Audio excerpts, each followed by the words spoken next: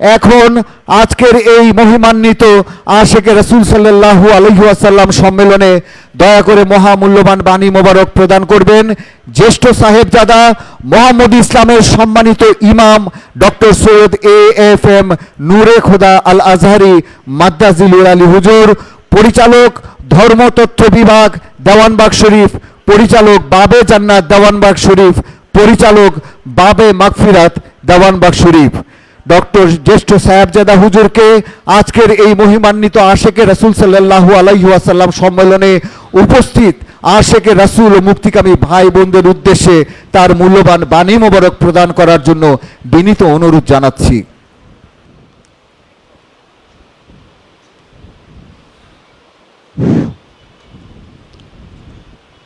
আউযু বিল্লাহি মিনাশ শাইতানির রাজিম, বিসমিল্লাহির রহমানির রহিম। নাহমাদুহু ওয়া নুসাল্লি আলা রাসূলিহিল কারীম, আম্মা বাদ। সর্বপ্রথম আমার মহান মুর্শেদ, যুগশ্রেষ্ঠ মহামানব, সুফি সম্রাট হযরত শাহ দেওয়ানবাগী মাদ্দাজিলুল আলী হুজুর কেবলাজান ও কুতুবুল আকতাব দুররে মাকনুন খাতুনে জান্নাত দয়াল দরদি পীর আম্মাজানের পরশময় কদম মোবারকে শতকোটি সালাম ও কদমবুচি জানিয়ে আমি আমার আলোচনা শুরু করছি। উপস্থিত বাবে মদিনা দেওয়ানবাগ শরীফে আগত সকল আশিকে রাসূল জাকের ভাই ও বোনেরা, আপনারা সকলে আমার সালাম গ্রহণ করুন। আসসালামু আলাইকুম ওয়া রাহমাতুল্লাহি ওয়া বারাকাতুহু।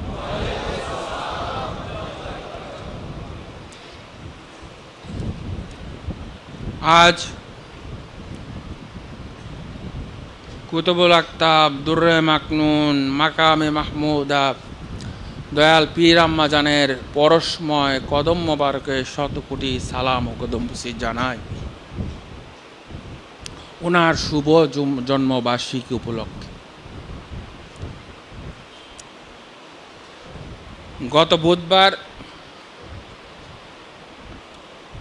ওনার জন্মদিন গিয়েছে। আমরা ছোট্ট পরিসরে বাবে জান্নাতে করেছি, ছোট হুজুর গিয়েছিলেন আমাদের।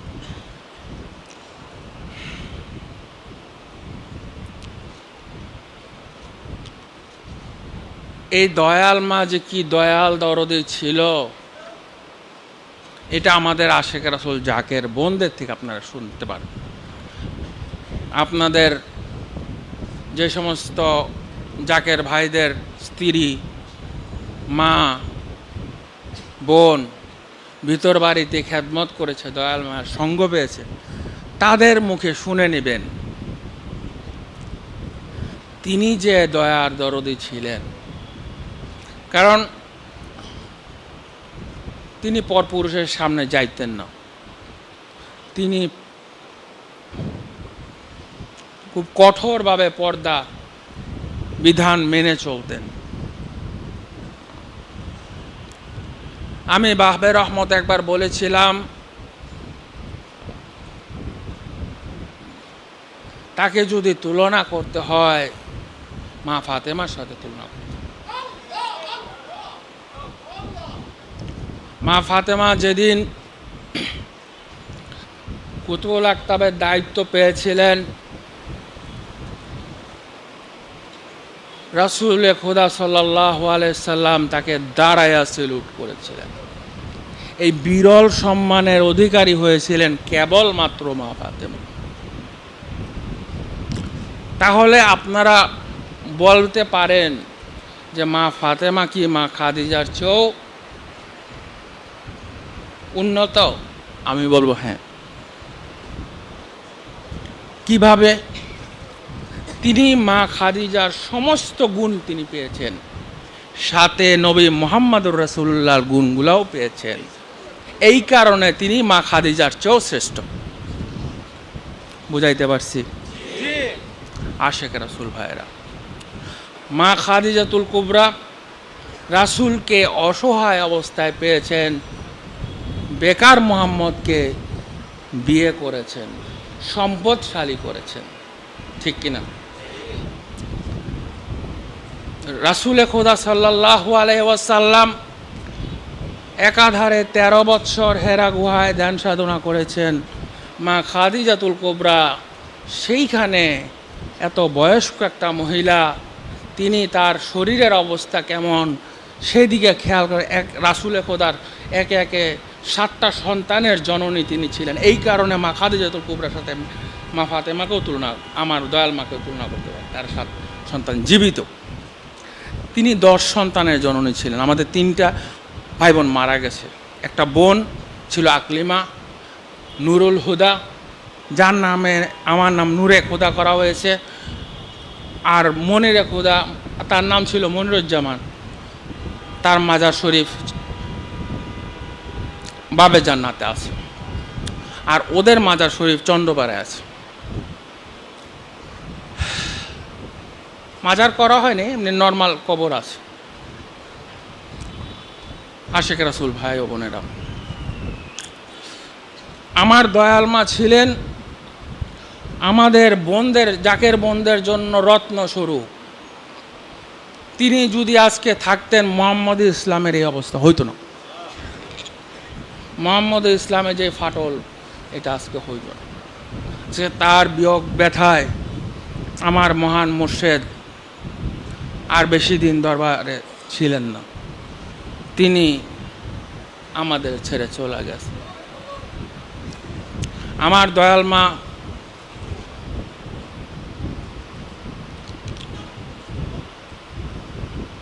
মাটির মানুষ ছিলেন, মানুষকে সহজ সরলভাবে ভালোবাসতে জানতেন। মানুষের মধ্যে উঁচ নিচ ভেদভাব তিনি করতেন না, সবাইকে সমানভাবে ভালোবাসতেন এবং অন্তর্চক্ষু খোলা একজন উচ্চ শ্রেণীর ওলি আল্লাহ ছিলেন। 2-1টা ঘটনা বললেই আপনারা বুঝতে পারবেন। আমার দয়াল মা, তিনি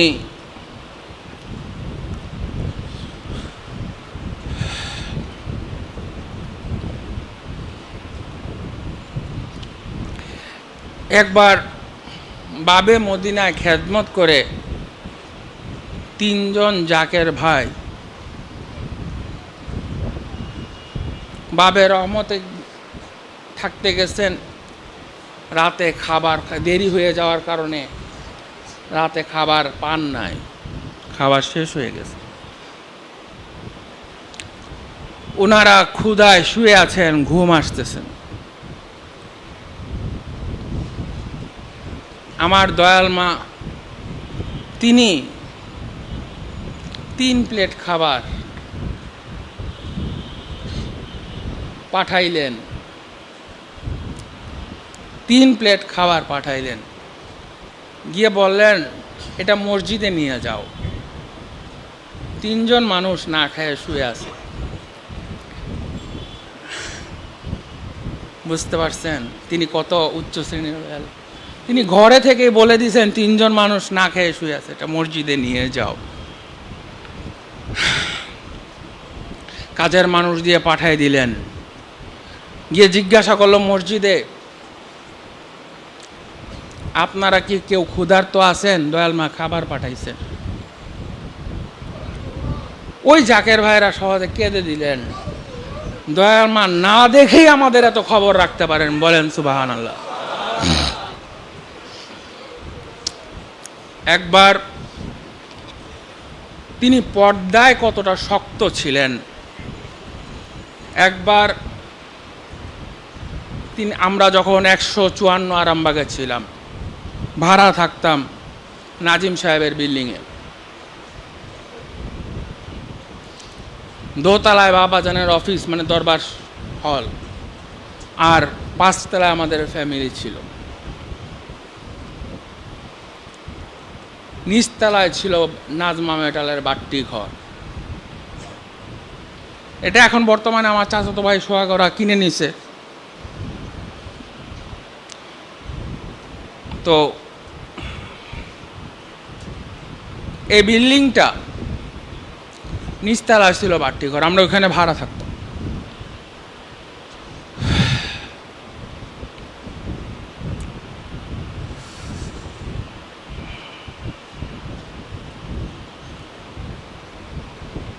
বিল্ডিংয়ে নিচতলায় আগুন লেগে গেছে, গ্যাস বিস্ফোরণ হয়ে আগুন লেগে গেছে। মহিলারা দৌড়ায় বের হয়ে যেতেছে, মানে ওড়না নেওয়ার সময় পায় নাই, সবাই বের হয়ে গেছে, কিন্তু উনি বের হয় নাই, উনি বের হয় নাই, বরং উনি বাবাজানরে বালাইলে বললেন,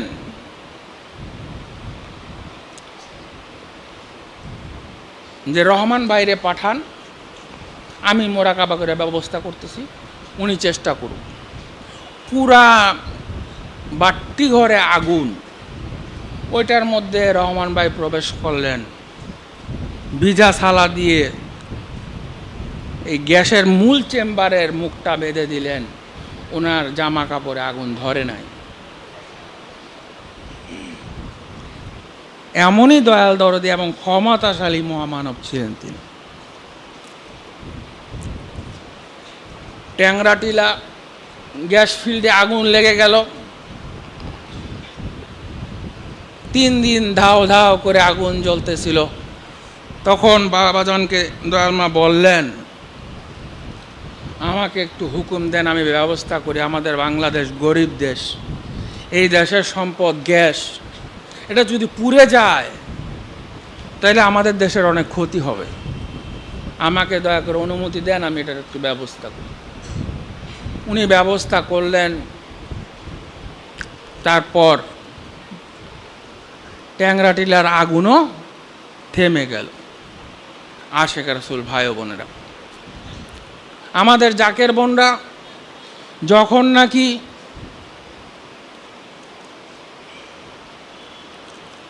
দয়াল মার সাথে দেখা করতেন,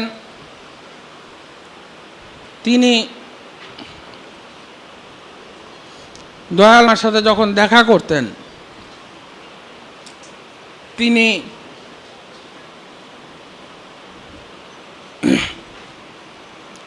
জাকের বোনদের সমস্যা শুনতেন এবং তাদের প্রতি দয়ার দরদি এমন ছিলেন, কেউ বিপদ আপদ পড়লে তাকে উদ্ধারের চেষ্টা করতেন, নিজের টাকা পয়সার দিকে পর্যন্ত তাকাইতেন না। তিনি টাকা চিনতেন না, মানুষ চিনতেন, মানুষের বিপদ আপদ থেকে রক্ষা করতেন। আশেক রাসূল ভাইয়েরা, আমার মহান মুর্শেদ সুফি সম্রাট হুজুর কেবলাজানের চন্দ্রপাড়া থেকে সংগ্রাম, বিয়ের পর থেকে চন্দ্রপাড়া দরবার শরীফে বিভিন্ন চড়াই উতরাই তিনি পার করেছেন। এবং আমি বলতে চাই একটা কথা কবি নজরুলের ভাষায়, এ বিশ্বে যা কিছু আছে কল্যাণকর, অর্ধেক তার করিয়াছে নারী, অর্ধেক তার নর। আমার মহান মুর্শেদ সুফি সম্রাট হুজুর কেবলাজানের প্রত্যেকটা তরিকার চড়াই উতরায় উনি সাধনায় সাথে সাথ দিয়েছেন, কাঁধে কাঁধ মিলে তিনি অবস্থান নিয়েছেন। আশেক রাসূল ভাইয়েরা, মা খাদিজাতুল কুবরা যেভাবে রাসূলে খোদা সাল্লাল্লাহু আলাইহি সাল্লামকে হেরা গুহায় সাধনা নিরিবিলি করতে দিয়েছেন, 3 বেলা খাবার পৌঁছে দিয়েছেন, ইসলামের শত্রুদের সাথে লড়েছেন, আবার ব্যবসাও চালিয়েছেন, অর্থের যোগান দিয়েছেন, সবগুলা করেছেন। আমার দয়াল মা ঠিক সেই রকম। আশেক রাসূল ভাইরা, আমার মহান মুর্শেদ সুফি সম্রাট হুজুর কেবলাজানের যে আজকে তরিকার উত্থান, জাকের ভাইদের চেয়ে জাকের বোনদের সংখ্যা কিন্তু কম না। এই পুরা অবদান দয়াল মার একার। তিনি কুতুবুল আকতাব ছিলেন বটে, তবে হাদিউল ইমামের দায়িত্ব পালন করেছেন। তিনি প্রথম এগুলো করতে চান নাই, কিন্তু বাবাজান বলছে দরবারে পর্দার বিধান, মহিলাদের সাথে তো আমি দেখা করব না, তো তুমি একটু করো। দেখেন মহিলারা দয়াল মার সাথে দিল মিশাইতো, দয়াল মার সাথে দিল মিশানোর কারণে দয়াল মা কিন্তু বেশি দিন বাঁচেন নাই, মাত্র 51 বছর বয়সে তিনি দুনিয়ার ধুলির ধরা ত্যাগ করছেন। আশেক রাসূল ভাই ও বোনেরা, আপনাদের বিভিন্ন রোগ বালায় আপনারা মুর্শিদের সাথে দিল মিশাবেন, আমাদের সাথে নয়।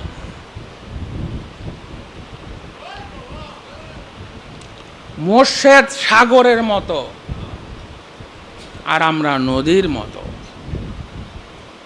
আজকে বুড়িগঙ্গা নদীটাতে দেখেন আপনারা সমস্ত ময়লা ফালাইতে ফালাইতে এটাকে দূষিত করে ফেলাইছেন। এটার মধ্যে সাকার মাছ ছাড়া কোনো মাছই নেই।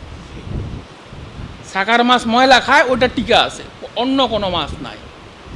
আপনারা যদি আমাদের সাথেই দিল মেশাবেন তাহলে আমরা দূষিত হয়ে যাব, কারণ আমরা নদীর মতো, কিন্তু আমার মহান মুর্শিদ সাগরের মতো। এই নদী যখন সাগরে গিয়ে মিশে তার মধ্যে কোনো ময়লা থাকে না, বলেন সুবহানাল্লাহ। থাকে কি? থাকে না।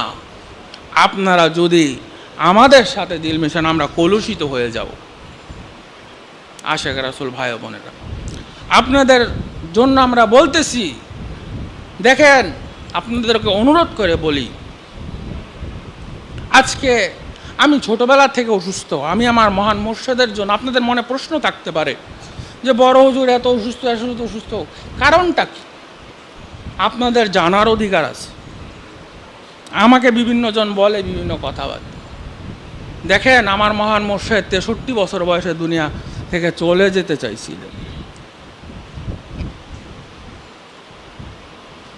আমি মহান মুর্শিদকে বাঁচানোর জন্য নিজের জীবন মানব করছি।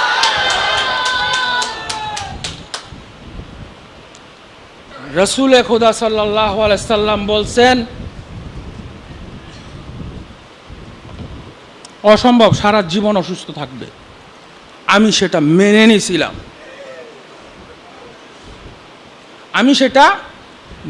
নিয়েছিলাম, আমার মহান মুর্শিদ 63তে নয় 71 বছরে গেছে। 71 বছর বয়সে দেখেন আমার মহান মুর্শিদ যখন তিনি 71 বছর বয়সে গেছেন, তিনি কিন্তু কমপ্লিট কোরআনের একটা তাফসির লিখে গেছেন। তিনি যদি আরো কিছুদিন থাকতেন আমাদের মাঝে, আরো কিছু ফলাফল আমরা পাইতাম কিনা? মানব জাতির জন্য কোনটা গ্রহণীয় কোনটা বর্জনীয় এরকম একটা কিতাব তিনি লিখতে চাইছিলেন, কোরআনের আলোকে জীবন বিধান। কিন্তু ওনার দেহ মোবারক ভারী হয়ে যাওয়ার কারণে ওনার এই শরীরটা টানতে কষ্ট হচ্ছিল। পরে উনি অসুস্থ অবস্থায় যেদিন মারা যাবেন আমাকে খুব বকাঝকা করছে, মানে আসলে আমি কেন ওনাকে এতদিন বাঁচাইলাম। কিন্তু আমার তো বাবা, আমি যে ওনাকে ভালোবাসি, বকাঝকা করলে আমি কি করবো? আমার তো বাবা, আমি যে ওনাকে ভালোবাসি, আমি কি করব? যে যাকে ভালোবাসে তাকে আমাকে ভুলে না, বলে কি?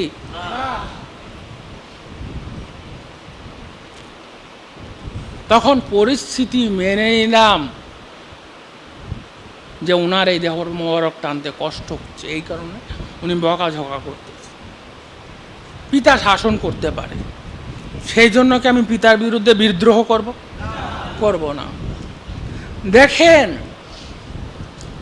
আজকে অলৌকিকভাবে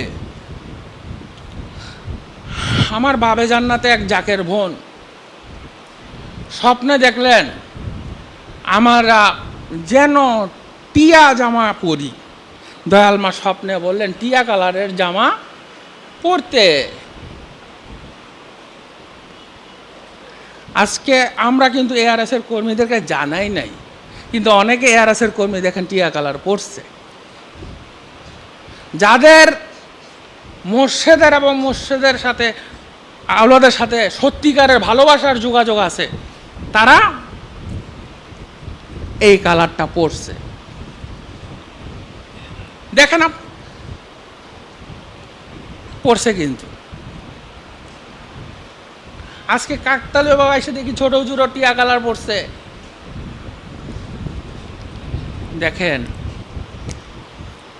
মোর্শেদের সহধর্মী না তিনি, শুধু তিনি চন্দ্রপুরীর কন্যাও।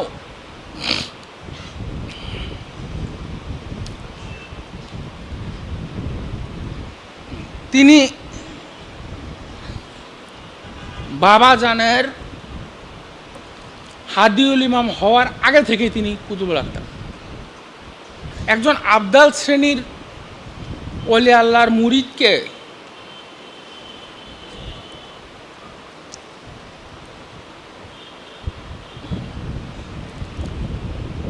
বাবা জান তরিকা দিছিলেন। ওই আবদাল শ্রেণীর ওলি আল্লাহ ওই লোকরে ভয় দেখাইছেন। তখন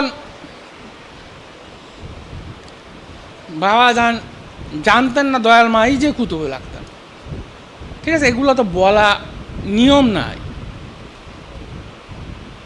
তো মুরাকাবা করে কুতুবুল আখতাবের সাথে, রানিং কুতুবুল আখতাবের সাথে যোগাযোগ করলেন। তখন দয়াল মা কুতুবুল আখতাব,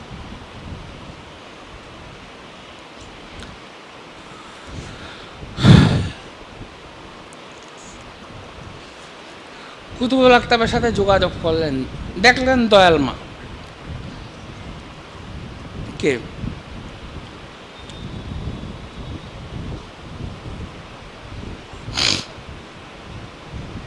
আমাদের ব্যাকগ্রাউন্ডে টিয়া কালারও আছে।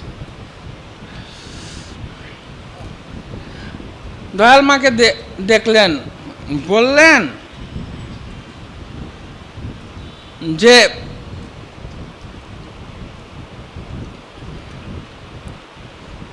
আমি ওই আবদালের স্ট্যান্ড রিলিজ চাই, মানে তাকে এই মুহূর্তে আবদাল থেকে বাদ দেওয়া হোক, এটাই চাই। বলে তিনি অনেক সাধনা করে এই পদে আসছে, আপনি ওনাকে মাফ করে দেন। বলছে যে না, আমি তরিকা দিছি, সে এরকম করলো, আমি তার স্ট্যান্ড রিলিজ চাই। বলছে ওর অবস্থান আমার ডান পায়ের নিচে।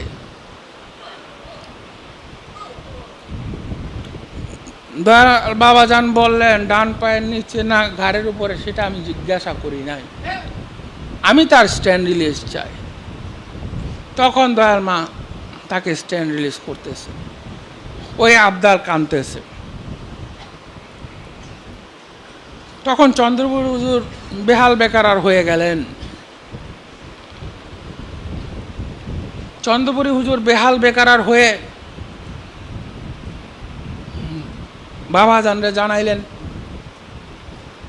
যে আপনি কোনো আবদালের সাথে কি ঝগড়া হয়েছে কি? দেখেন ওলে আল্লাহদের কীরকম মানে অন্তর্দৃষ্টি, সরাসরি এসে বলতেছেন, মানে আগে কোনো কথা নাই।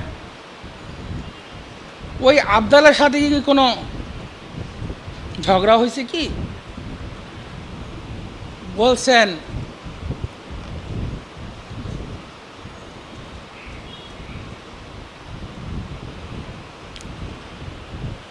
আপনি তাকে মাফ করে দেন। তখন বাবাজান তাকে মাফ করে দিয়েছেন। পরে দয়াল মা আবার তাকে করে দিচ্ছে। আশেক রাসূল ভাই ও বোনেরা, দয়াল মা এত ক্ষমতাশালী ওলি আল্লাহ হওয়ার পরেও তিনি মাটির মানুষ ছিলেন, একদম নিরহংকারী একজন মানুষ। এই কারণেই উনাকে আমি মা ফাতেমার সাথে তুলনা করেছি।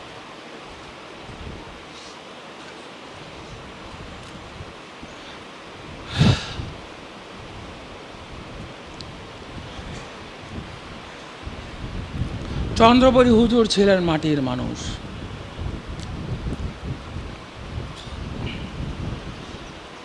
চন্দ্রপুরী হুজুর ছিলেন মাটির মানুষ।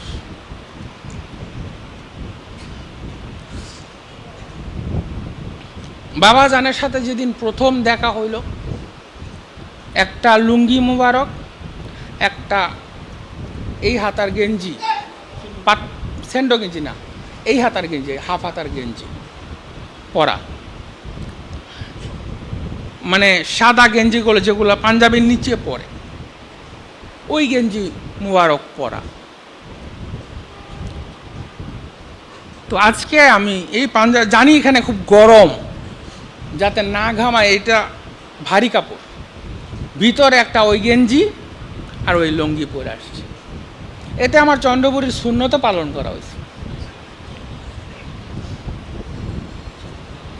আশেকে রাসূল ভাই বোনেরা, আমার মহান মুর্শিদ সুফি সম্রাট চন্দ্রপুরী হুজুরের প্রথম লেবাসটা দেখে পছন্দ করেন নাই, কারণ তিনি ছিলেন ড্যাম স্মার্ট, মানে স্ত্রী করা পাঞ্জাবি আয়রন করা পরে সুটেড বুটেড থাকতেন, অথবা খুব আয়রন করা পাঞ্জাবি ওভাবে পরতেন, মারের সাথে ডিমের সাদা অংশ মিলিয়ে ওইটা দিয়ে ভিজিয়ে তারপরে ওটা আয়রন করে পরতেন। তো গ্রামের মধ্যে এসে বায়াত নিতে আসছেন পীরের দরবারে, পীরকে দেখছেন একটা গেঞ্জি পরা, লুঙ্গি পরা, মাথায় টুপি নাই, পাঞ্জাবি নাই, সুন্নতি লিবাস নাই, যেটা আর কি শরীয়তের ভাষায় হুজুররা বলে আর কি সুন্নতি লিবাস। আসলে এটা সুন্নতি লেবাস নয়, সুন্নতি লেবাস বলতে কিছু নাই, সুন্নতি লেবাস বলতে কিছু নাই। কেন আমি বলি, আপনারা যে পাঞ্জাবি পরতেছেন, এটা পাঞ্জাবের পোশাক, পাকিস্তানি পোশাক, আমার ভাষা এটা রাজাকারদের পোশাক।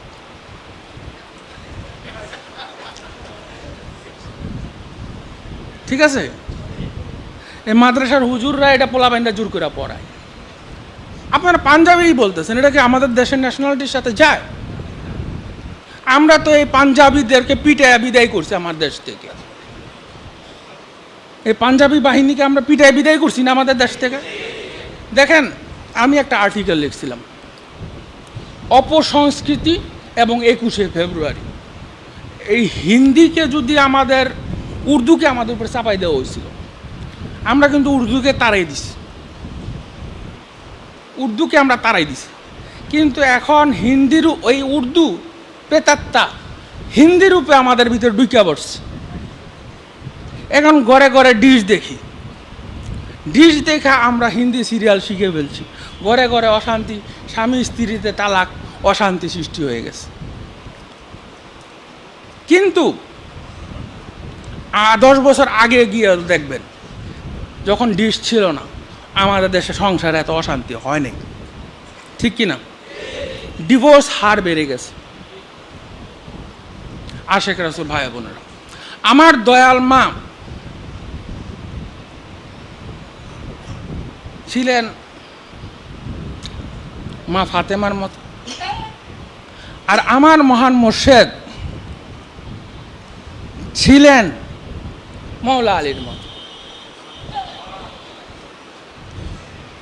আমি তুলনা করতেছি, মত বলতেছি, কারণ চন্দ্রপাড়া থেকে তরিকার বিভিন্ন চড়াই উতরাই তিনি সামলাইছেন।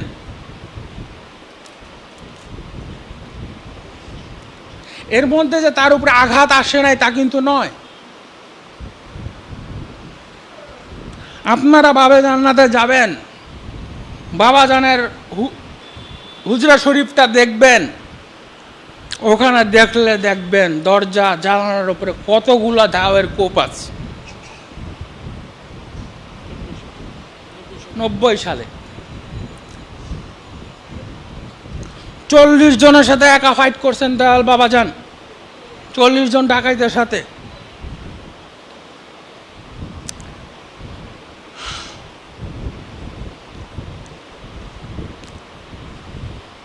এই কারণেই বললাম মৌলা আলীর মতো।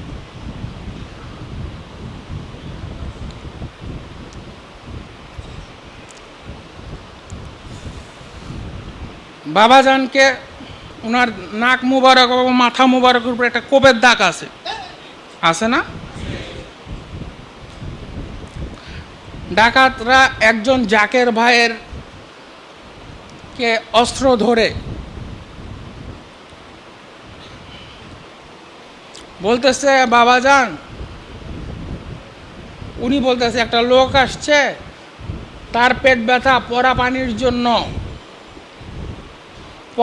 জন্য আসছে, উনি পরা পানি চাইছে। তো বাবা যান ঘুমের ঘরে ছিলেন, ওভাবে খেয়াল করতে পারেন নাই।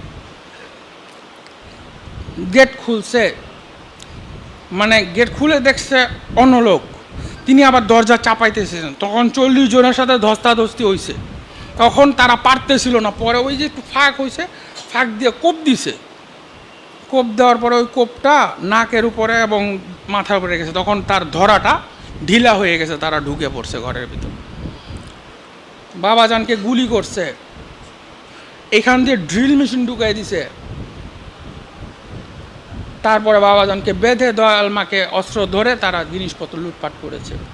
কিন্তু বাবাজানের অলৌকিক শক্তির কাছে তারা হার মেনেছে, দেওয়ানবাগীকে হত্যা করতে পারে নাই। সারা বিশ্বের মানুষ দেওয়ানবাগীর সাথে লড়েছে, দেওয়ানবাগীর চুল মোবারক হিলাইতে পারে নাই। সত্য, তিনি যদি অলিদের বাদশাহী না হবেন, এটা কেমনে পসিবল? আর ওনার যৌবন বয়সে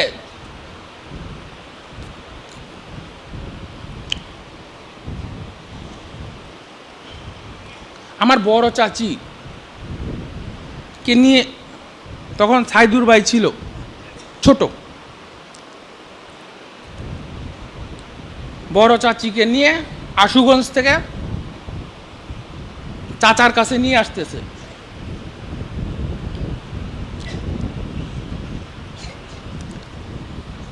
আসলে কাকার সামনে বসে ইতিহাস বলা, আমি ছোট মানুষ, আমি যেভাবে শুনেছি সেভাবে বলতেছি।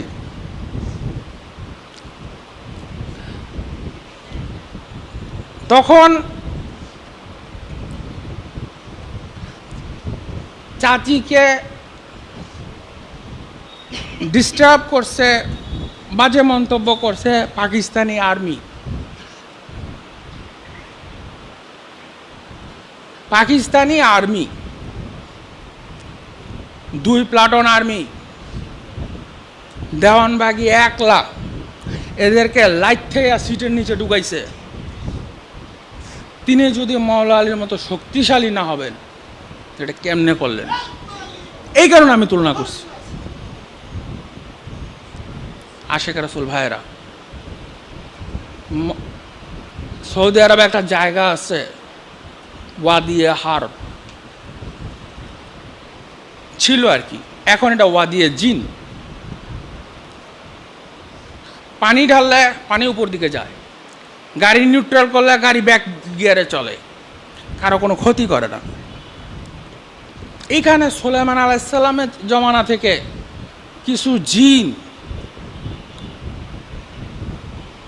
মানে অবাধ্য জিন অবস্থান করতেছে, তারা মানুষকে খুব নিষ্ঠুরভাবে মারে। রাসূল সাল্লাল্লাহু আলাইহি সাল্লাম পিপাসাক্ত হইলেন, বললেন সাহাবীদেরকে এখান থেকে একটু পানি আনো। সাহাবাদের বললেন, এক সাহাবা বললেন যে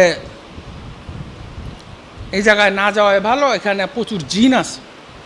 তো আল্লাহ রাসূল তো সমস্যা এড়িয়ে যাবেন না, উনি তো সমস্যার সমাধান করবেন, সমস্যা সমাধান করবেন।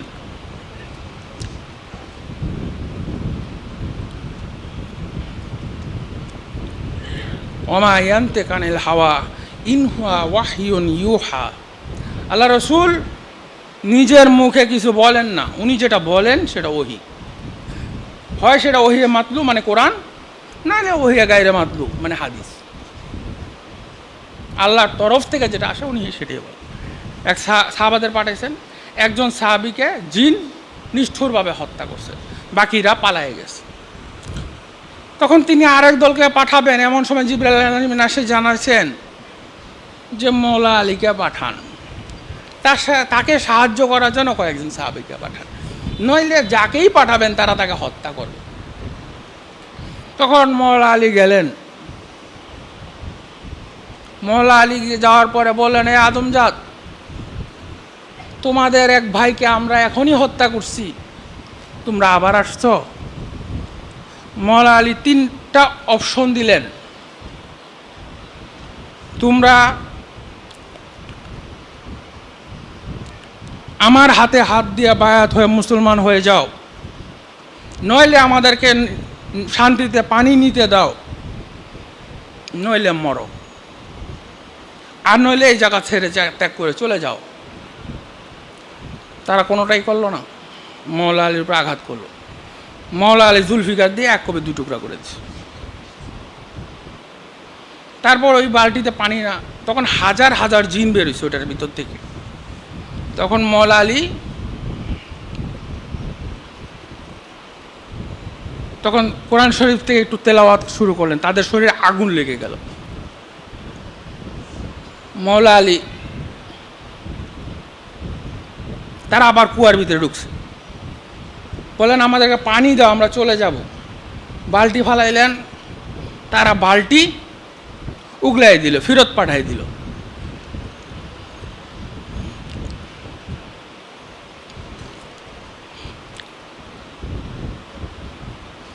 মওলা আলী তিনি আবার দিলেন, কয়েকবার হওয়ার পরে তিনি নিজে মাজায় দড়ি বাইন্ধে নামছেন। একদিনে একা 70,000 জিনকে জাহান্নামে পাঠাইছেন, বুঝছেন?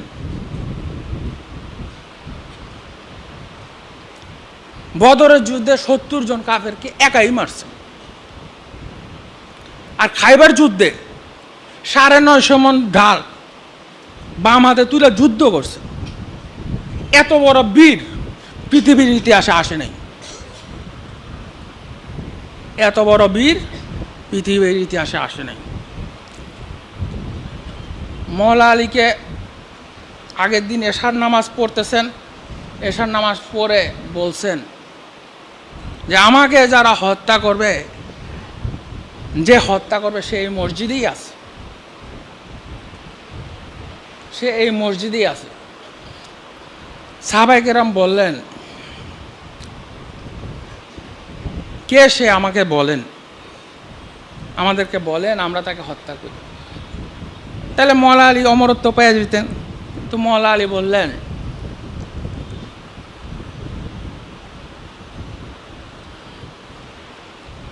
সে আমার হত্যাকারী, আমি তার হত্যাকারী নয়। মওলা আলীর কথা বেদে আছে।